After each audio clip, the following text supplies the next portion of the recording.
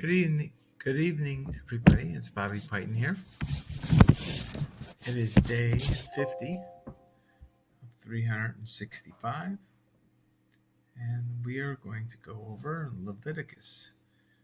Let me see here. We're going over Leviticus 7 and 8 and 9 and so forth. So just like that, it's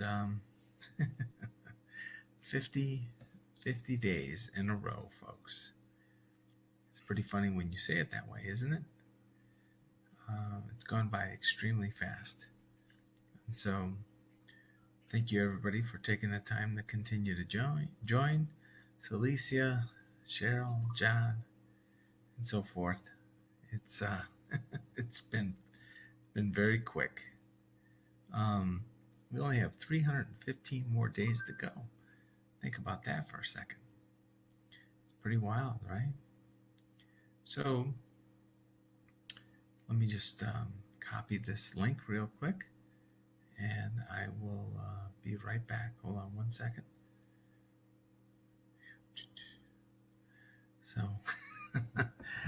I got up early today, and so I decided to take a little snooze for about 30 minutes before coming online tonight. And my wife went and got me out of the TV room and said, "Hey, it's about 8:30. You better get up." So if I sound a little out of it, it's because I fell asleep.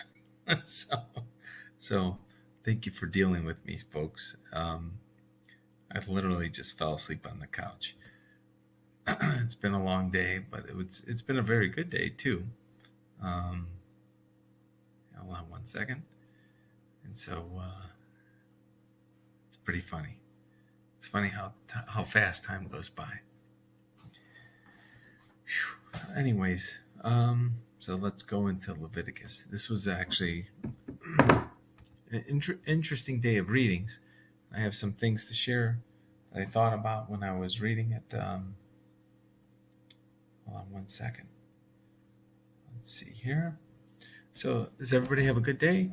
I see John, Dallas, Rhonda, Jules, Cheryl, Mason, some of the same usual suspects, Sheila and Maria. Thank you all for making the time to come in every day.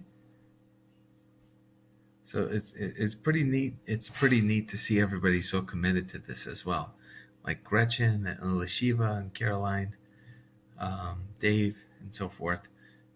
It is cool that everybody's taking it upon themselves to show up each day as we're going over the greatest book ever written and so forth. So it's very much an honor to be sharing this experience with you. Hey, David, how are you? David and Dave. So going through Leviticus 7, give the following instructions to the people of Israel, with regards to a peace offering. A lot of the offerings are very similar, to burn the fat of, as well as some of the organs and so forth. And what's interesting about it, and I was thinking about it as they're kind of going through this, the fat of the animal together with the breast, lift up the breast as a special offering to the Lord, and then make sure that the blood and the fat of the peace offering are splattered around the altar and so forth. And obviously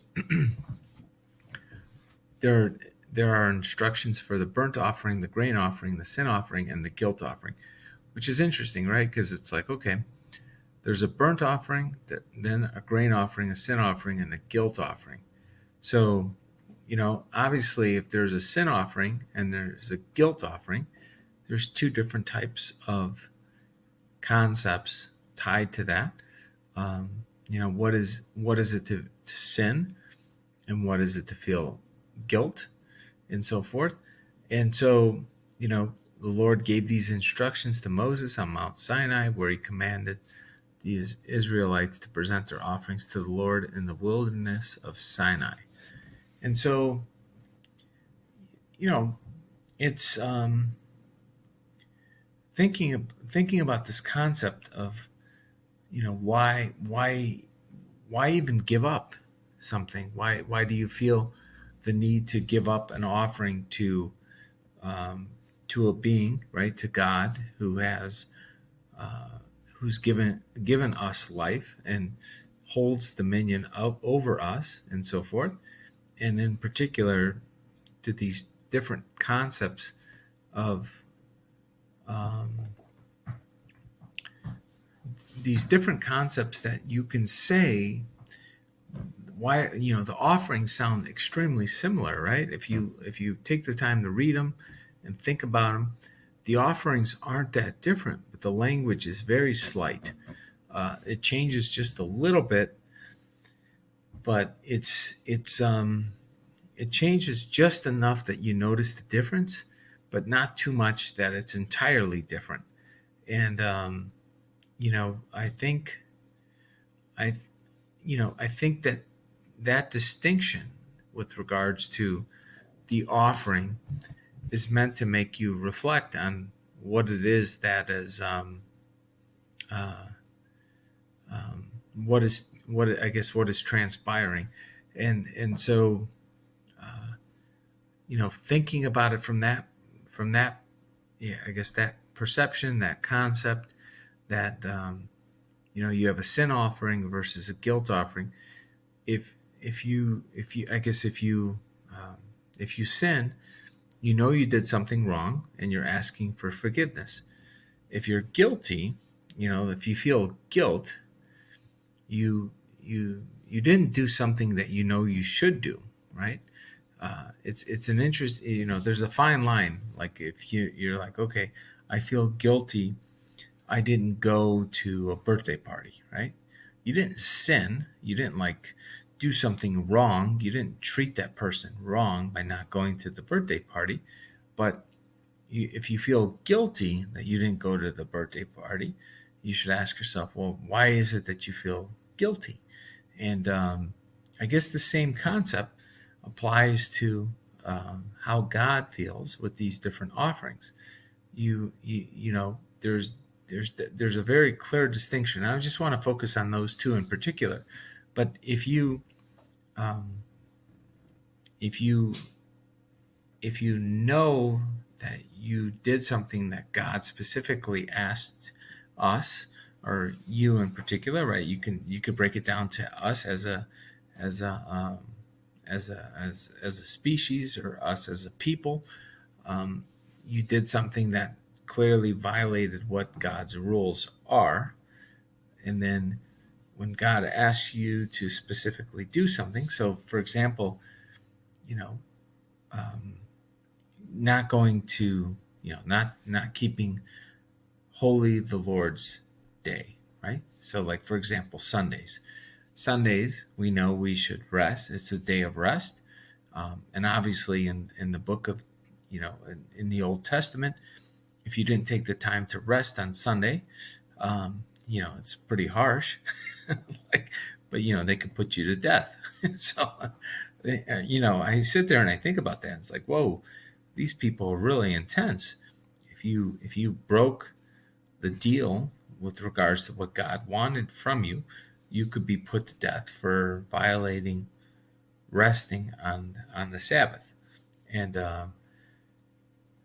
but like in today's world, we might associate, you don't go to church, or you don't take the time to rest on Sunday. You don't view that as a sin. Like you don't feel like you did anything wrong, but you might feel guilty that you didn't do it. And I think about that concept of what is, whose definition do we use? Do we use our own definition of what it means to sin, or what it is to feel guilty? Do we use the literal meaning of different readings in the Bible? Which ones do we pick, and so forth? Um, so hold on one second. Maria is saying, if you don't believe in the covenant God made with his people, then you won't sacrifice anything. You don't know you've sinned because you're not aware of a thing to sin against. So, I guess the covenant, if you violate what the covenant is or what the agreement is, that is definitely a sin. But I think there's specific language, and I'll have to think about it a little more. But I know that there's concepts that we've hit on that are specific things that are prohibited. So I think most of us would agree that it is definitely a sin to violate any of the Ten Commandments, right? And so remember to keep holy the Lord's name, or the Lord's day. That's the Sabbath. That's most definitely a sin. Any of the Ten Commandments is a sin. Thou shalt not covet thy neighbor's wife, thy neighbor's goods. Those are sins. But in terms of this concept of guilt, what is it that makes us feel guilt? That feels a little more subject to interpretation and so forth. And I think there, it is definitely pretty interesting. So Mitten says, where there is no law, there is no transgression. What do you do if you are scheduled to work on Sunday? Nurses have to work. First of all, Cheryl, if you have to work on Sunday, but you're doing something that is good for I guess for not just the community, but for your own family, I do think that you get an exemption for that. It's if you continue to work when you don't need to. I think that's the big thing, is like if you don't take the time to bring upon a day of rest for yourself, and in terms of I guess taking the time to reflect and respect the Lord, I think that's when it becomes a problem, Cheryl. And I think it's kind of tricky, because the world that we live in, we all have to go. Some of us go to a grocery store on Sundays. Some of us work 5 or 6 days a week. So the people that are at the grocery store working, they're also providing for us if we have to work the other 6 days of the week. But I think it's a fine line between, if you work more than you have to in order to meet the needs of you and your family and the community, I think that's when it turns into a sin. So it's pretty interesting. I agree. So just like pastors work on Sunday, look, folks, today is Sunday. So the question is, am I violating God's law by speaking about, these readings and so forth? And I think the answer is very clear based on some of the readings of Jesus, that you're not violating God's laws if you're doing it with good intent. So the key is, I think the key concept to remember is intent. What is it that you intend, and what is in your heart, and why are you doing it? And I think that that's what makes all the difference with regards to whether or not it's a sin or not. If you're doing it for your own glory, so to speak, it sounds a little funny, right? I'm working on Sunday for my own glory. What's my own glory? I want to make more money. I'm not doing it because I need the money to provide for my family. I'm doing it because I want extra money for myself.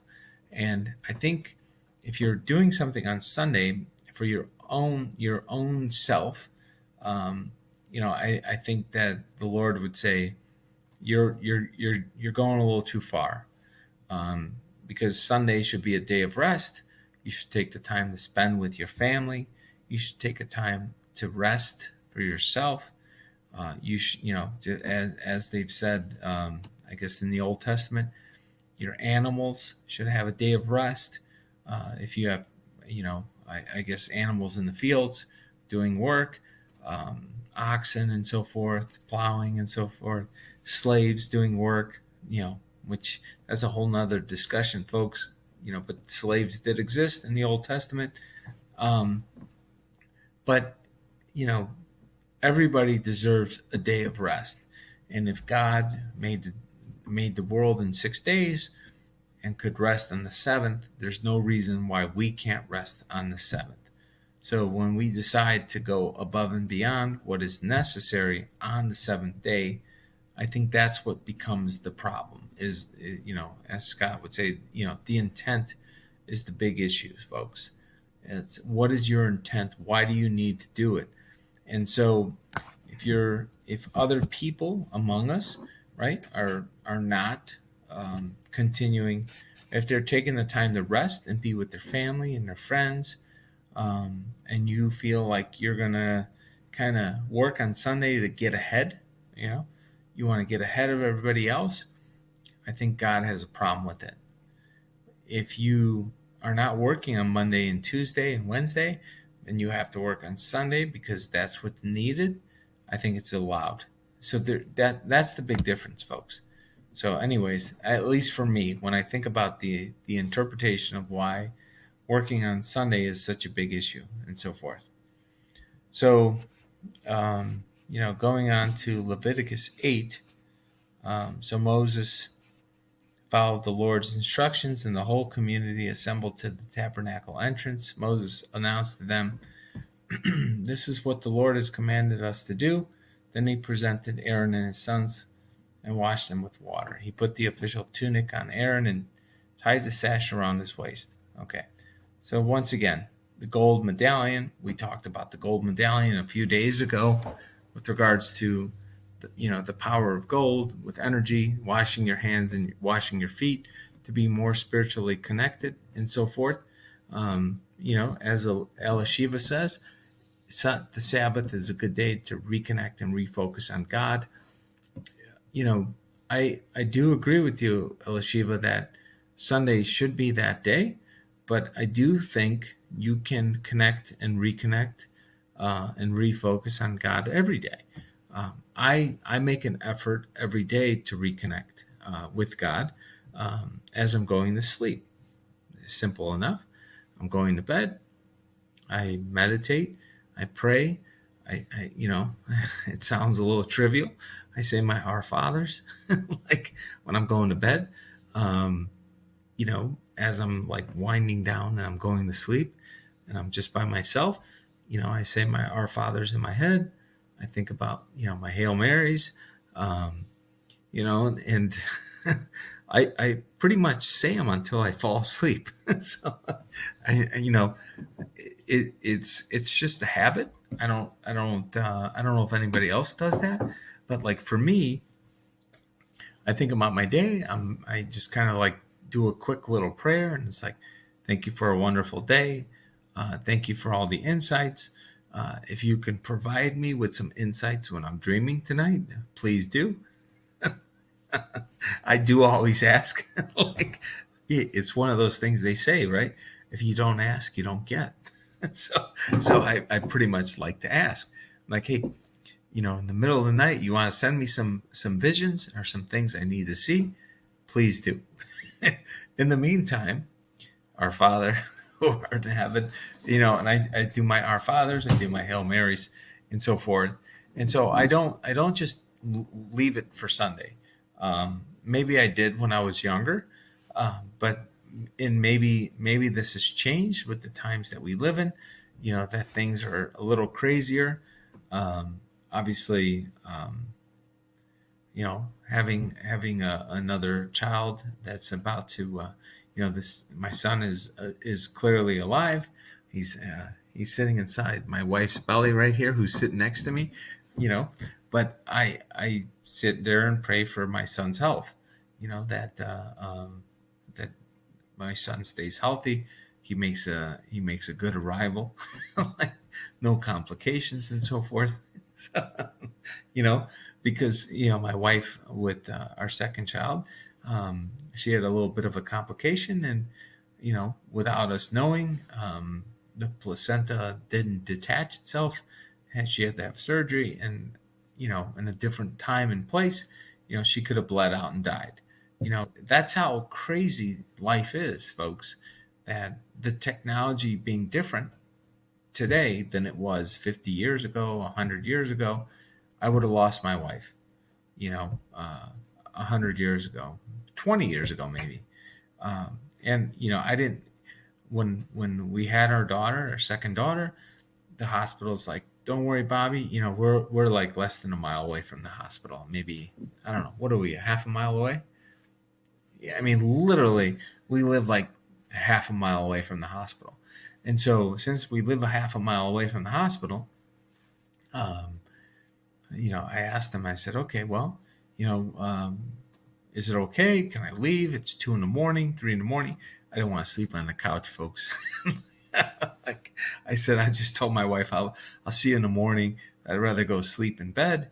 And, my son was watching, my, my other, our other children and so forth. So I didn't want to like spend the night on the couch. So for a couple reasons. Number one, it's not comfortable. But the second reason, I wanted to be at home. So, anyways, since it was so close, why not, right? And then, I hear in the morning that she almost died. It's kind of a shock, right? That there was a complication, um, you know, and so forth. And we just don't know how fleeting life can be. And, I'm not sure where the hell I was going with this. I'm sorry. My wife's like, I don't know where you're going either. But you're talking about all this stuff here with regards to, oh, that's what it was.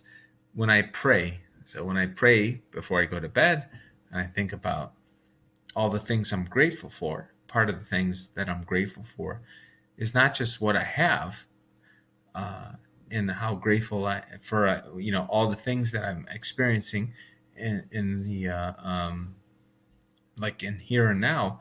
I'm also extremely grateful for what doesn't happen. Let me say that again. I thank God every day for the things that did not happen that could have been bad, and I think for me. I do view it uh, as a gift, where something bad can happen and it didn't. Because life, as much as we think we have control over it, we really don't. And, when I think about this whole idea of, the difference between conservatives and liberals, and when I say conservatives and liberals, I'm talking about traditional, right? Not the lunatic lefties that I talk about. But with regards to conservatives, like I guess traditional, Republicans, they're, most seem to think, and myself included, we help dictate what happens to us in life through our actions. So if we live a righteous life, we will get a righteous result, and we can live with that. And most Republicans and conservatives traditionally think that if you toe the line, you're going to get what you deserve. Okay. With regards to traditional liberals, they think more is left to chance, and that we don't have any control over anything. And since we don't have control over anything, we need the government to step in and kind of level the playing field for some people that have worse luck than others. And so historically, those two forces, conservatives and liberals, they ebb and flow depending on history. And, if we're going through a war, we're going through a difficult time, we're going through a recession, a depression, whatever it is, human beings in the United States and worldwide, they ebb and flow. When people are feeling really confident and more sure of themselves, they tend to vote more conservative. When people are unsure of the world and they're scared and they need what they think is more help from the government, they might tend to vote more liberal. And so, that's traditional, conservatism and conservative liberalism. And so, when you think about those two ideologies, most human beings, they're justified in having those thoughts depending on what's happening in their life and what's happening in their family's life and so forth. So anyways, I think that's an important thing. That's an important thing to think about when you're assessing how somebody views the world the way they do. Do they view the world the way they do because of circumstances which they felt powerless? And you know, it's a it's tough, right? Each person is going to examine what happens to them in a particular moment in time based on everything that happened to them prior to that moment in time. And so, it's very, very hard to judge, why somebody feels the way they do about how the world works. And as much as I might be critical of different people, especially politicians, I do try to keep a very open mind on an individual level, because I do think most Americans, the vast majority, are sincere. So their intent, I do believe, is more pure than corrupt politicians. And that's just my own bias. I think most human beings are good people. There are some evil ones among us, but the vast majority and the super majority, and I would say probably 95%, 98% of human beings are exceptionally intrinsically good. Some might make bad decisions at times, but that doesn't mean they're bad. They're not intrinsically bad. They just made bad decisions. But there is that 1 or 2% that seem to make their way into government. Like, I had to say it. The 1 or 2% really bad ones, that they make their way into government and do a lot of damage to society and to us and so forth. And so forth. So anyways, going back to Leviticus, and I'm thinking about all these different, I guess these different sacrifices, these different things that they would do in order to, do these different offerings. I think about that whole structure, and how it repeats itself, and that, we probably have very similar, even though we don't follow this per se, the way they do it, we probably have our own little system in place in our own mind as to how we do our own offerings to God. And we might not even discuss them with anybody. We're like, you know what? We make these little deals. All of us have probably done this at some point. Hey, God, like, if you if you do this for me, I'm going to do X. So you're in a sense, you're making an offer. Like, you're basically saying, hey, God, here's my offer.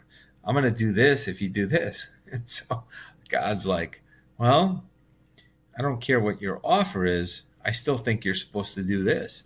And so the bid on God's side is, what's written in the Bible, what's righteous. And so you don't get extra credit for doing what you're supposed to do from God's perspective. I think that's an extremely important thing to think about, that you don't get extra credit for doing the things that we're all expected to do with regards to what is written in the Bible and so forth. And so, I think that's extremely important to never forget. Going to Leviticus 9, once again, Moses called on Aaron and his sons and the elders of Israel. He said to Aaron, take a young bull for a sin offering and a ram for a burnt offering, both without defects, and present them to the Lord. Then tell the Israelites, take a male goat for a sin offering and a calf and a lamb, both a year old, for a burnt offering. Also take a bull and a ram. So once again, when I think about this, these animals were extremely, Charles, I don't agree. I'm listening, we're in a dystopia where truth and transparency no longer matters. Here's the deal, Charles. Okay, I'm just kind of responding to somebody here before I go back to Leviticus 9.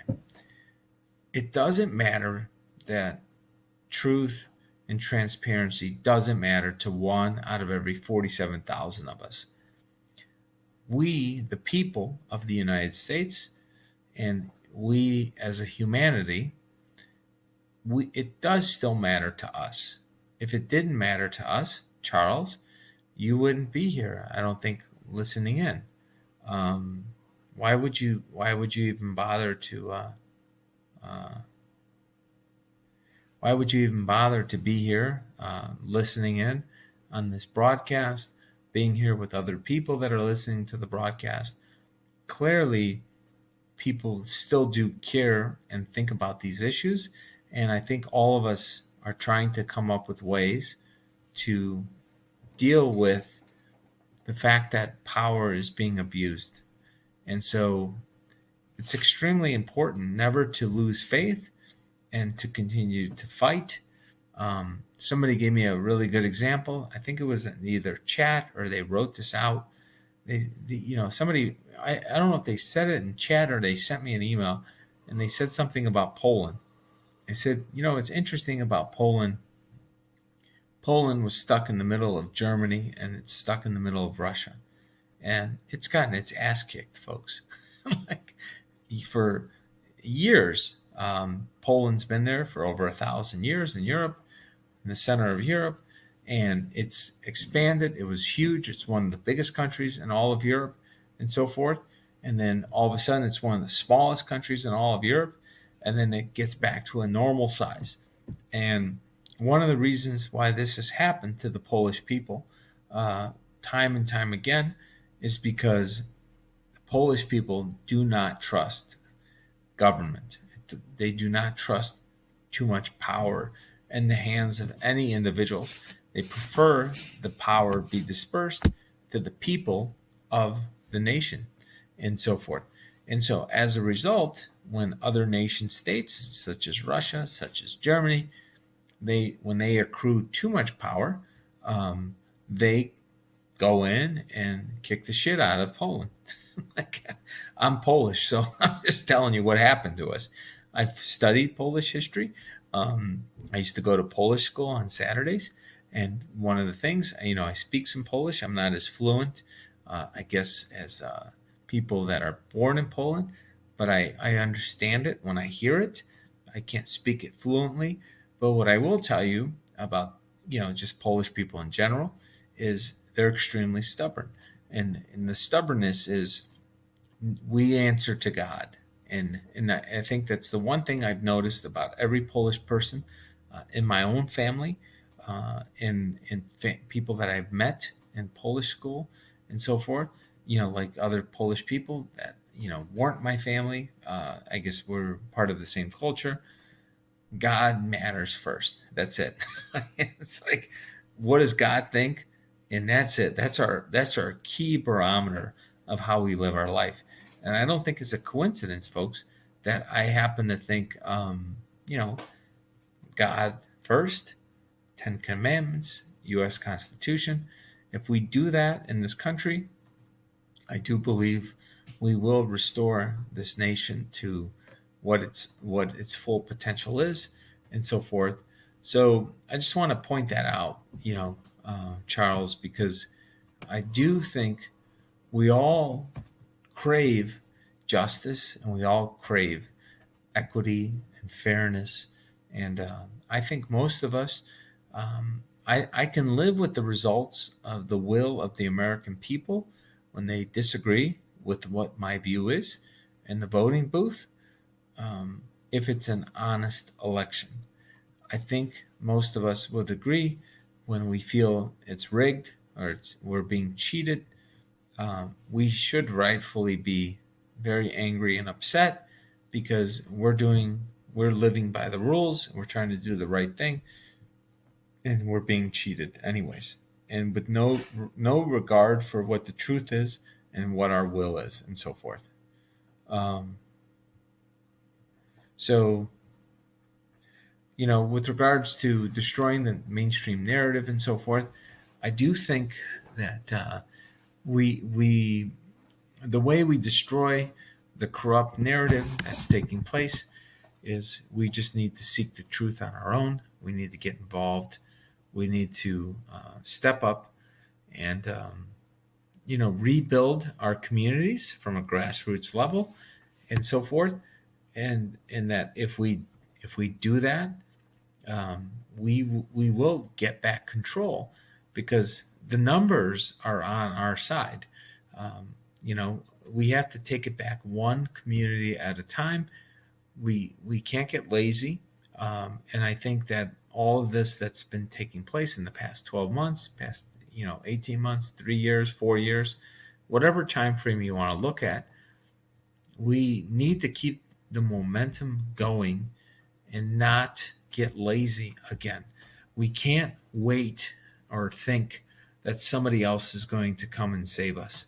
This whole idea, I was just talking to somebody today, a friend of mine came over for dinner, and we had dinner and so forth.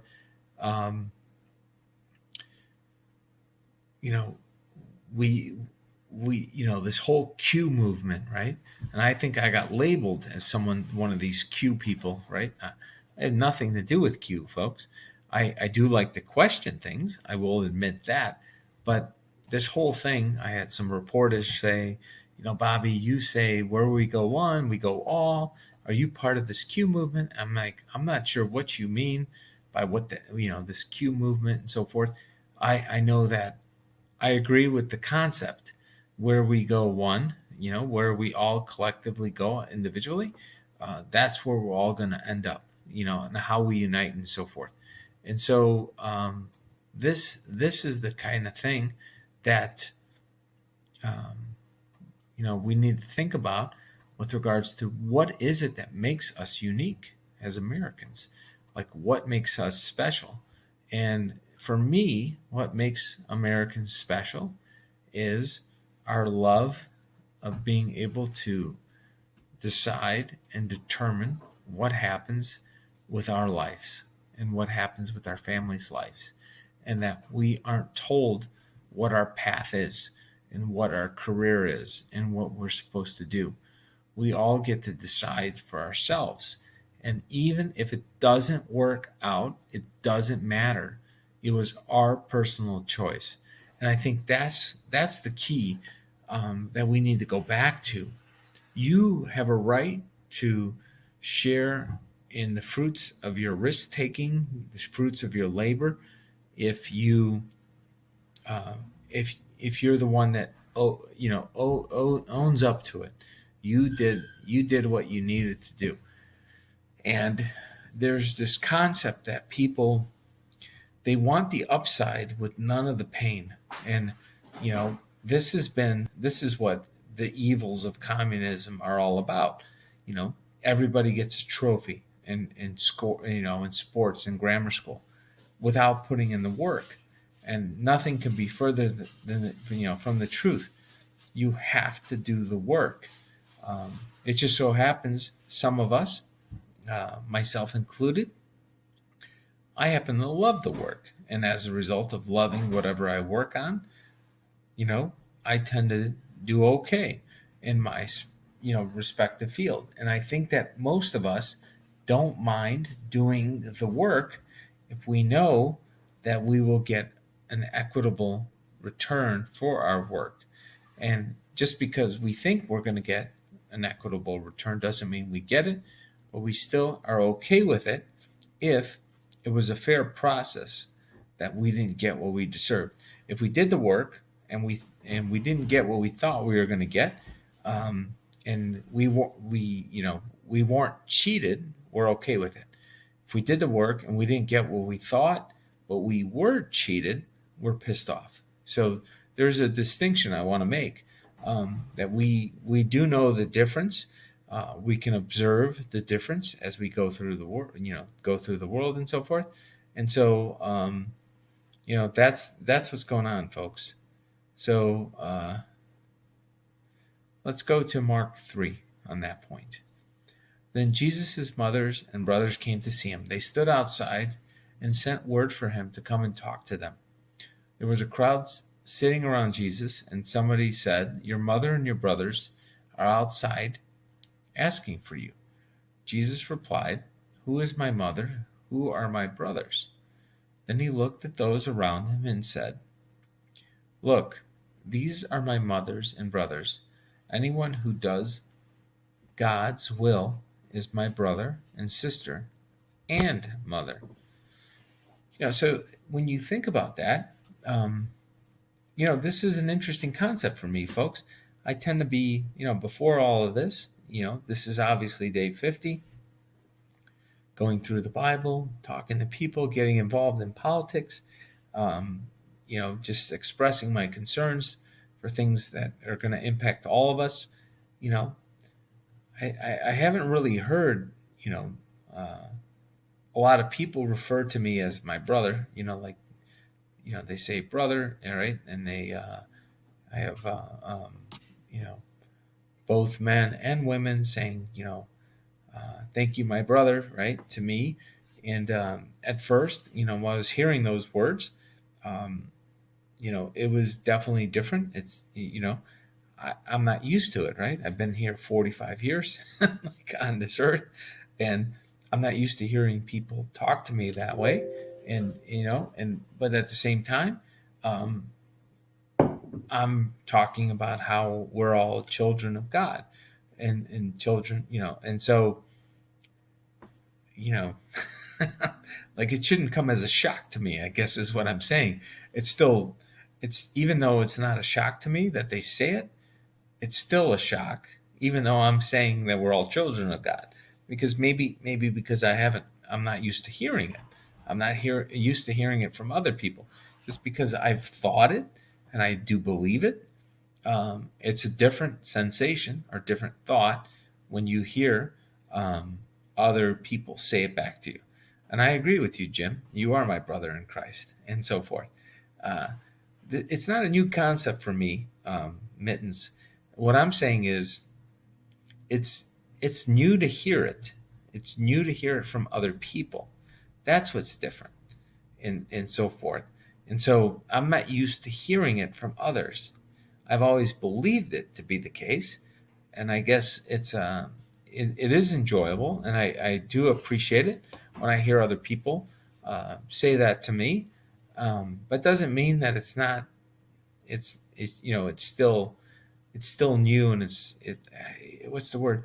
It's kind of like, what took it so long? If that makes any sense. I've always thought this, and maybe I'm the one that has been too quiet or shy or not expressive, that it's finally showed up now, I guess, is what I would say. Anyways, so when I hear Jesus say this, I'm thinking about what's happening in my own life and how, uh, you know, I have other siblings in Christ, that I didn't really. I hate the word. Hate. I don't like to use the word acknowledge. I didn't like not acknowledge them. I didn't.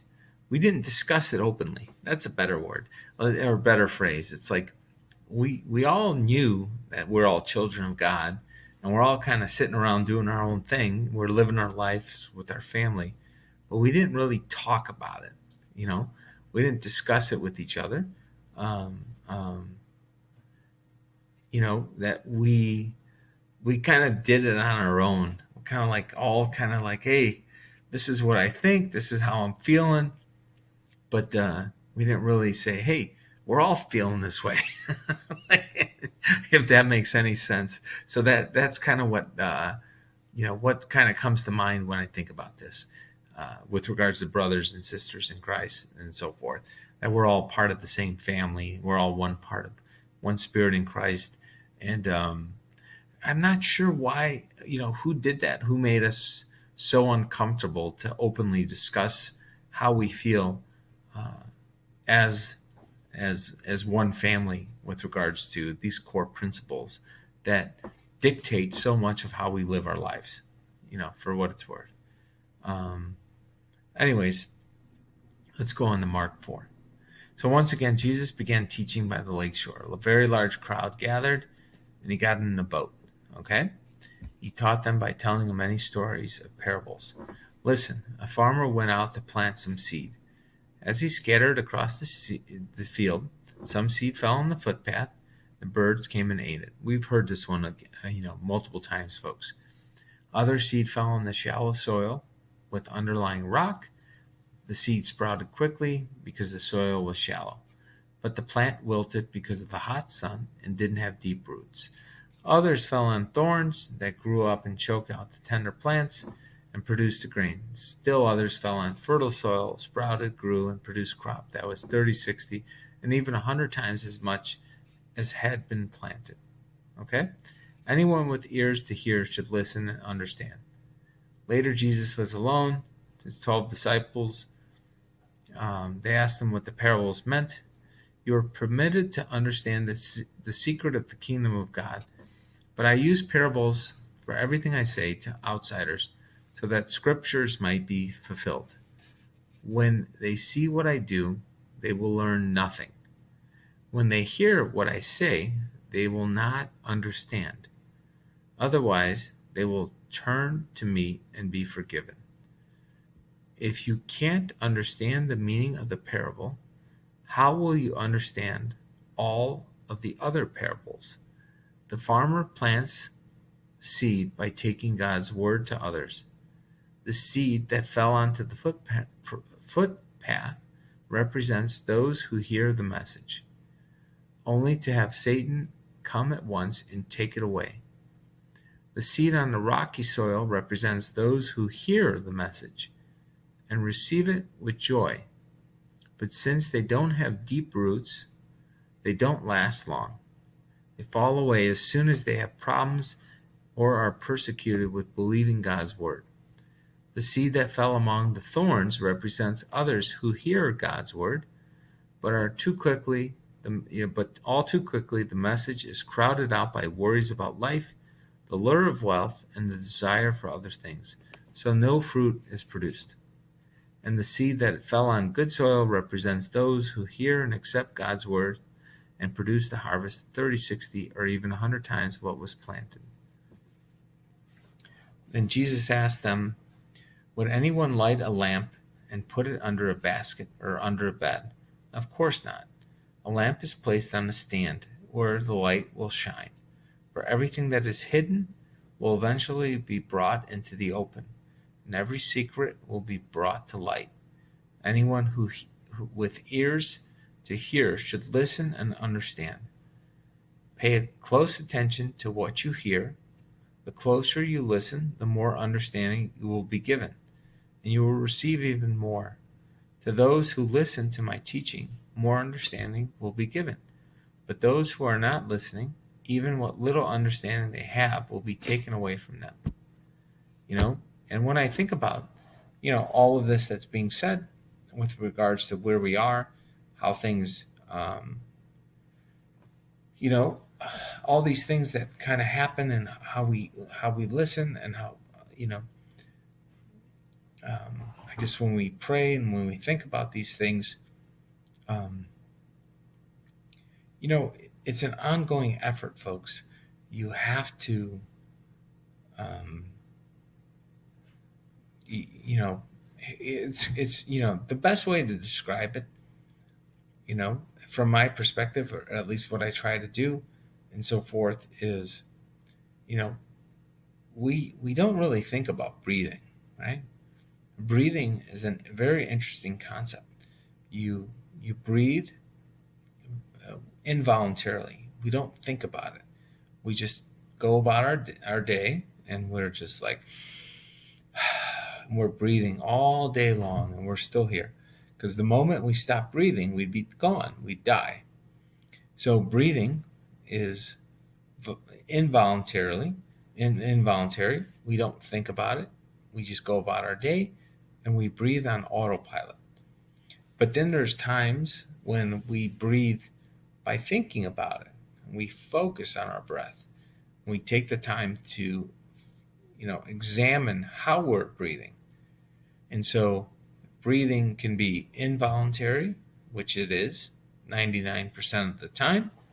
And then maybe a little more than 1%, 1 out of every 100 times or 100 minutes we're alive, we breathe consciously, and that we pay attention to how we breathe. and we clear out, our breaths and our energy in our body.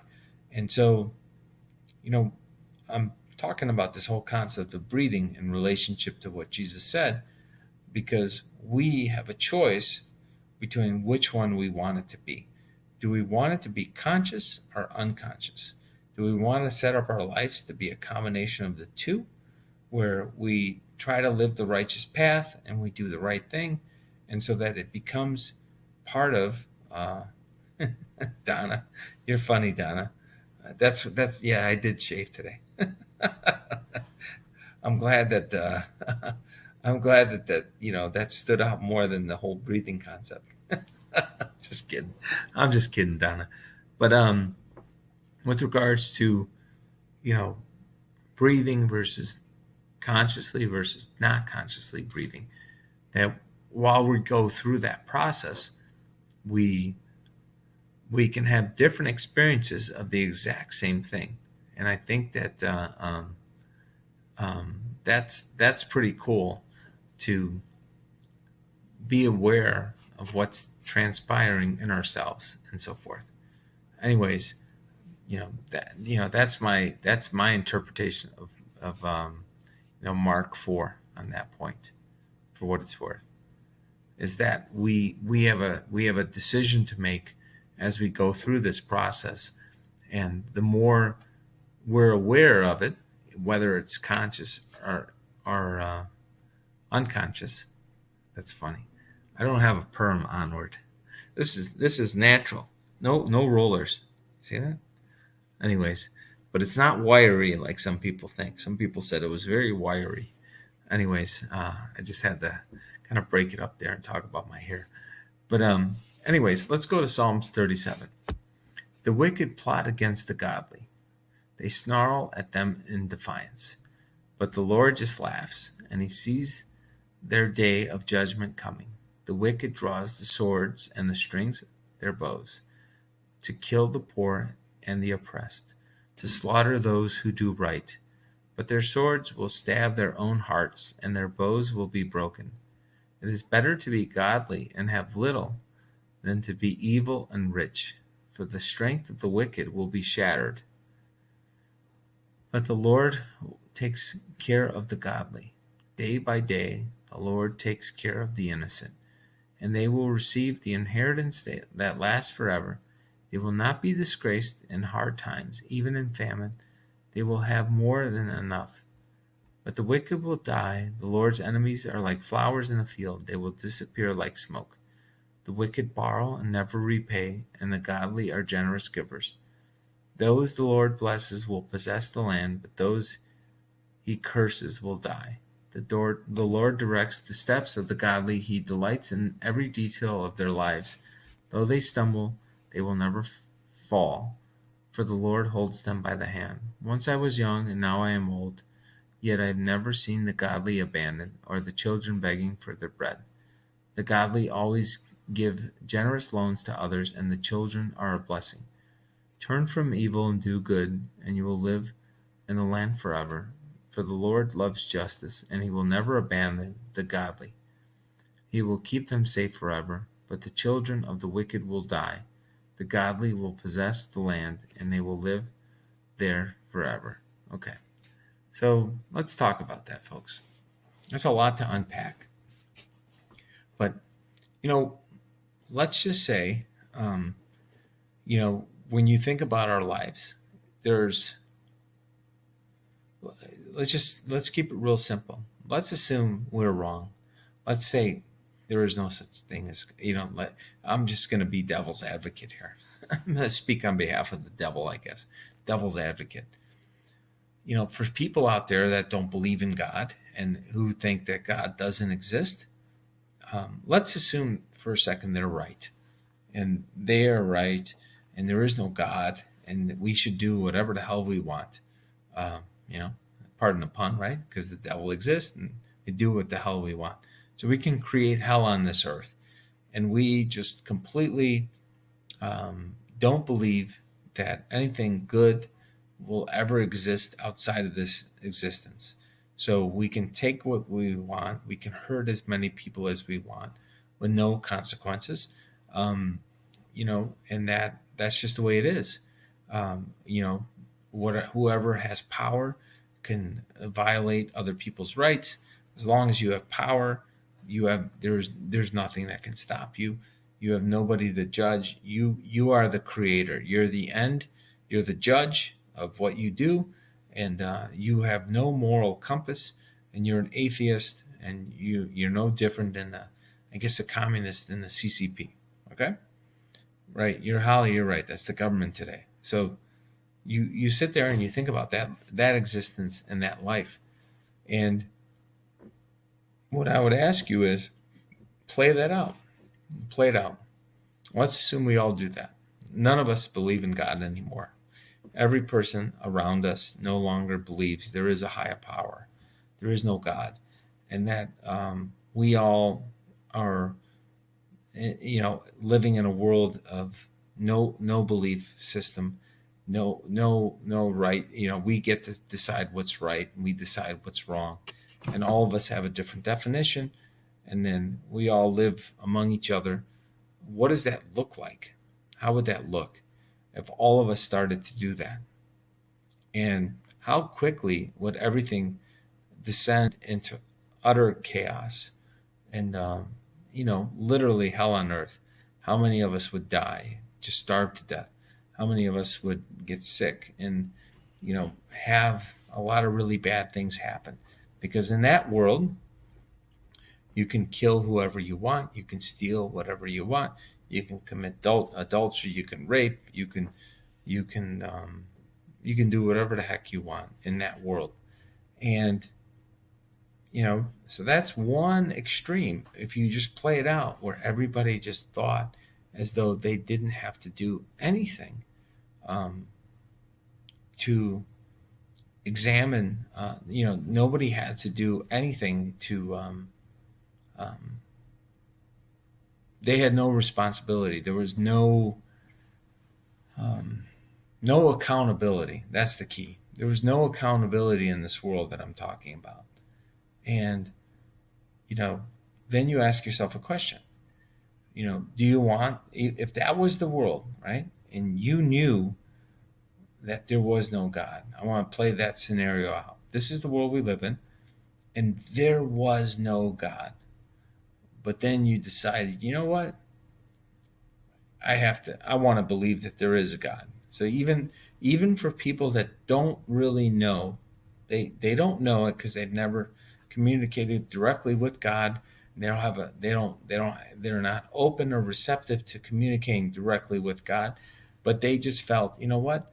I'm going to roll the dice. I'm going to believe that there is something. There is a God. And I'm going to try to do things the way I would want to be treated. I'm going to live by the golden rule. Treat others the way you want to be treated yourself. Try not to cheat people. Try to be honest. Try not to steal. Try not to covet other people's goods. Try not to covet other people's wives or spouses. All those basic things. And even if you don't believe in God, but you just looked at it on the surface, how is it that living by God's words or God's rules or laws would you be worse off relative to the alternative? And my point is, you would not be worse off. You would be far better off. You would be far happier. You would be far more joyous. The world would be far better. And so for all these people out there that don't take the time to look at the word and just think about it pragmatically as to what the alternative is, it should be a wake-up call to them for why they should study these lessons. Because these lessons in the greatest book ever written, they just lead to good human behavior. They lead to more decency among us as humans.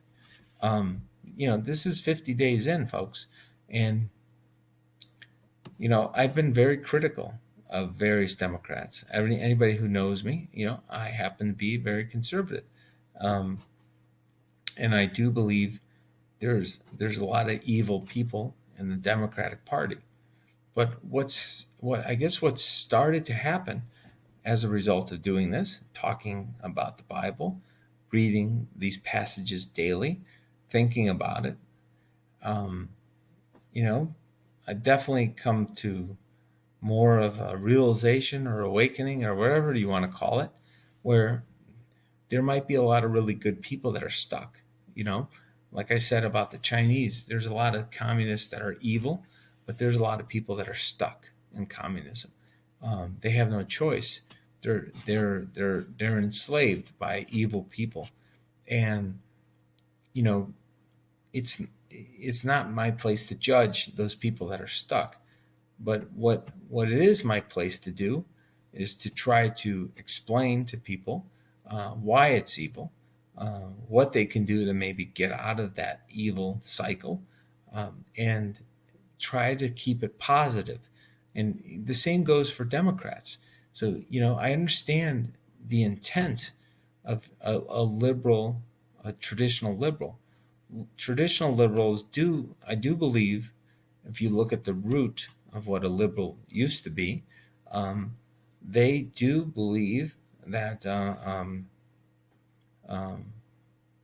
they do believe that there should be some kind of mechanism in place for the most downtrodden in our society. And that's extremely difficult to argue against. I think most of us believe that the people that are most disadvantaged should be cared about. But I guess the difference between a Democrat and a Republican is, I guess maybe this is coming from my upbringing as someone who's Polish. You know, the government shouldn't be the one that does it. Individuals in a free society should be the ones that step up and help take care of somebody who's down and out. And they should either do it through their church or they should do it on their private volition.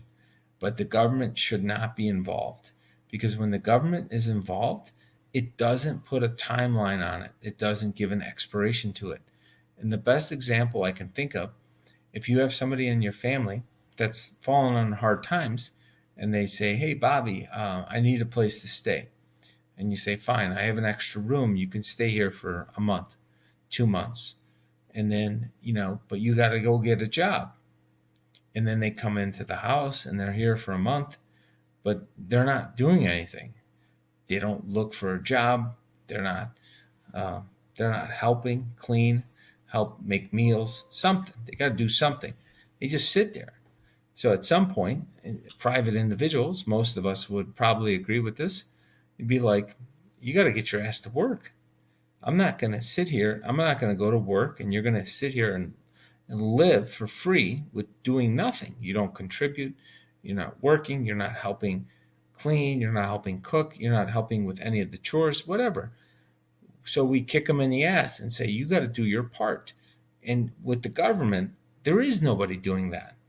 There's a bunch of bureaucrats that get paid for them to sit around and do nothing. So they get paid to do nothing. And then the people that are getting the public aid have no incentive to ever get their ass together, and so forth. And I think that's the big difference between conservatives and liberals. But I understand the intent. So the question is, how do you create a structure that accomplishes both? And I think that happens when both parties are more openly and consciously talking to each other, which is important. So let's go to Proverbs 10. A wise youth harvests in the summer, but one who sleeps during harvest is a disgrace. So once again, harvest in the summer, but if you fall asleep during the harvest, it's a disgrace. And you think about that in life, there's a time for you to step up and use your talents and your skills. And I think that's what the meaning of the harvest is in this scenario. If you know that you can contribute and you know what your skills are, then you need to step up and do it. But if you fall asleep at the wheel and you just don't want to be involved and you're kind of lazy and you feel lazy, I guess sloth kicks in, or you don't want to make the time, it is a disgrace, because everybody matters. Every single person matters. Every single person counts. And I think that we need to be a little more hard on each other. I've talked about this before. I've had a lot of conversations with my sister about this. The United States, I can definitely stand to lose a few pounds. I know I've discussed it before. I think I lost some people for talking about talking about weight, surprisingly. But I could probably lose 15 pounds, 20 pounds. I picked up a bunch of COVID pounds, as they say, and but if you look at our country, we the American people, we're the unhealthiest we have ever been. Don't shoot the messenger. We just aren't very healthy on a physical basis. We don't have we're not physically fit. Cardiovascular system, we eat a lot of crap. We don't get enough exercise. All these things, right? We all know it. Um, you know, Anybody who doesn't want to admit it is in denial. But you know, I ran the math on this multiple times, and this is going to Proverbs 10 here.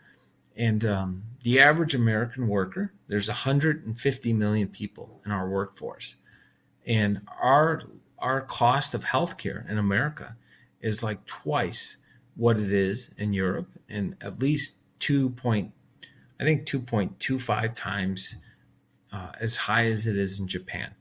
So Japan is considered like an industrial nation. And so when you look at Europe and you look at Japan, if the average American was healthy, like if all of us said, you know what, Bobby, the hell with it. We're all gonna just, get our ass together and just lose weight. We're gonna make America healthy again, right? I joked around. I think I emailed the White House that we all need to make America healthy again. So if we all just said, you know what, I've had this conversation with my sister before, my sister Chris.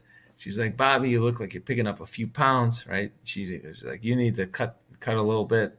You're eating too much, right? All joking aside, if we started to do that for each other and said, hey, what can you do to lose a few pounds? Maybe you should do time restriction. You should get a little exercise, get some steps in. Then the average American worker, we are overspending by $800 to $1,000 a month.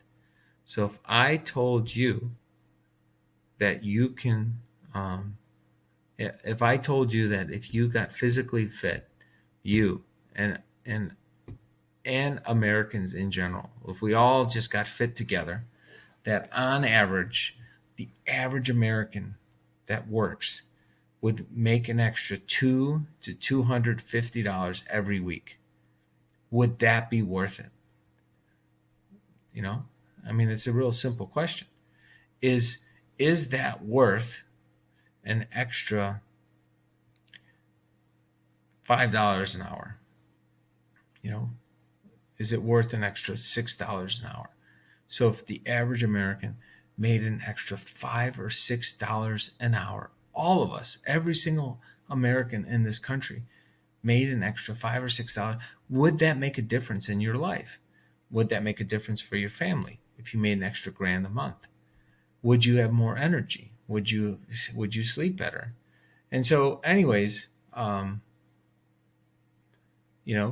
that's what would crush our healthcare costs, which would be a beautiful thing. Because I've said this, I don't know if I've discussed it on here before, but healthcare is not, it doesn't improve our quality of life. Healthcare never, ever improves our quality of life. Healthcare restores our quality of life to what it used to be. Never forget the difference. Healthcare doesn't make your life better. It tries to bring you back to what you used to be. And so the question becomes, can you become what you used to be by eating well, by exercising, and doing these simple things that are, for all practical purposes, they're they're far cheaper than the healthcare structure and so forth. So, anyways, I know that's a lot to think about. It's a weird way to end this, but as I'm reading this whole harvest in the summer and so forth, but I do believe, I don't know how we do it as a society. Everybody's too damn sensitive. You can't talk about it. Um, my sister is one of my sisters. I have three sisters. She's a carb junkie. She loves bread. I've talked to her about this, and I said, she's talked about wanting to lose weight and so forth, and but she can't give up bread. And I said, if you gave up the bread and you started to eat healthier, you wouldn't have as much pain on your joints. She has knee problems, she has ankle problems, all these types of things. Well, if if you can't have those conversations, where the hell are we as a society? You shouldn't get mad when somebody's telling you what science is saying is accurate. And it's, the key is we need to go back to a healthy dialogue where people aren't overly judgmental. And I think there is a difference. You need to understand if somebody's saying it to be malicious, or they're doing it to say that they care. And I think we all know the difference. Jeff, I completely agree. I think GMOs and processed foods are all. I think a lot of us are that have weight issues in this country. It has nothing to do with us overeating in calories as much as it has to do with we're eating things that are naturally not part of our gut bacteria, or like what we are as human beings. We eat too much shit that has chemicals in it, things that we don't even know how to pronounce, and so forth. And we need to stop all that. And I think you'd be shocked if you cut all that crap out of our diet, how quickly all of us would lose weight. But it's tough, because you drive around in your car and you look around at these restaurants, and you can see what I'm talking about. There's nowhere to go. It's all shit. There's all these restaurants of crap. And so, hopefully with what's happened in the past year, people are starting to, what's happened in the past year, maybe more people are cooking at home, preparing their meals at home, and doing things of that sort. But we need to get over, we need to stop being afraid to talk about our health and so forth. And so I know I do it with my siblings. At first they would get mad, but now we have an open dialogue and talk about it. And that, I think that just comes with maturity and so forth, that if you do it and so forth, that you do it for the right reasons, people should know the difference and so forth. And anyways, on that note, wonderful way to end the conversation, right? Talk about how we all need to lose a couple pounds. I mean, anyways, but I do think that each 1% of excess weight that somebody loses, they probably increase their productivity by 2% or more.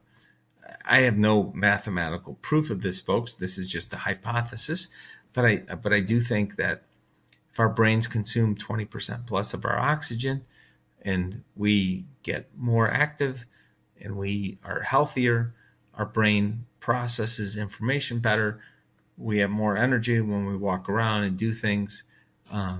I do think that makes a big difference for for how much we get out of life. I'll make sure she knows, Dallas. It's funny, right? Because I literally fell asleep on the couch. I was like crashed very early, because I think I laid down at 8, and I was like, you know what, I'm gonna fall asleep for 15 minutes. I set my alarm. Folks, I did not hear my alarm. if my wife didn't come in and say, Bobby, you're going on in a couple minutes, I would have just probably slept right through it till the morning. So anyways, with that being said, I hope you guys had a wonderful day, weekend, and so forth. Thank you so much for chiming in. I just want to end it by saying God bless you. God bless your family and friends. May God continue to bless the greatest nation ever in the history of the world. May peace be with you. And if you don't have peace, I do believe that if you put God first and you try to live a righteous life and make a difference in your own life and everybody around you, that you will find peace. Greatness lies within each and every one of us. Never forget that. We're all children of God, and don't let anybody try to tell you otherwise. Every single one of us is important, and there's a great quote, and I do believe it's true. To be significant in this existence of, while we're here on this earth, you only need one moment in time to make a difference in something. And I think all of us are definitely contributing more than just one moment in time to make a significant impact and difference in the lives of everybody that we come in touch with and come in contact with. So please never forget that, and so forth. And I think the world will be a much better place, and we will overcome all this that we're going through. And I think the world, I like the ice cream party. I look over and I saw an ice cream party going on. so anyways, with that, I hope everybody has a wonderful evening and has an outstanding upcoming week. And I will see you guys tomorrow. Thank you so much for chiming in, and have a wonderful night. God bless.